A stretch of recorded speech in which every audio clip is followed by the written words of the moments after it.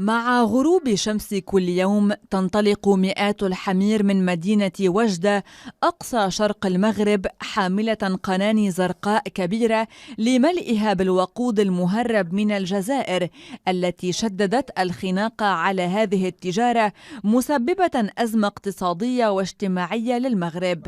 ويرافق عشرات الشباب وبينهم قاصرون تلك الحمير عبر حقول ومسالك غير معبدة في رحلتها بين حدود البلدين المغلقة لتعود في وقت متأخر من الليل والقناني مملوءة بالوقود.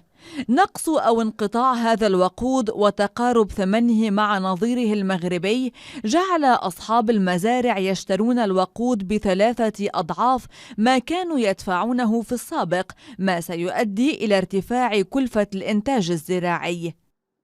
هذاك السيد اللي كيكون مباشر يستعمل الوقود، ولكن عنده اثار على التنقل، على المواد الغذائيه، المواد الاستهلاكيه، وكان هناك ارتفاع في هذا الاتجاه. وبطبيعه الحال الناس تعودوا على واحد المستوى نتاع العيش معين بانهم كانوا يقتنوا مواد باثمنه منخفضه. الان ضروره مراجعه هذه العمليه. وعرفت مدينة وجدة ومدن المنطقة الشرقية للمغرب خلال فترة الصيف مع توافد عدد كبير من المهاجرين المغاربة لقضاء العطلة أزمة حادة في الوقود، حيث كان الناس يقفون لساعات في طوابير طويلة، لكن الأزمة خفت مع رحيل المهاجرين.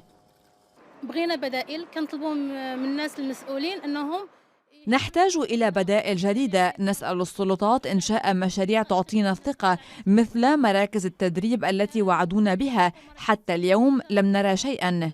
كيقولوا لنا أنهم غادي يحاولوا يخلقوا لنا مراكز تكوين، ولكن لحد الآن مازال ما شفنا شي حاجة.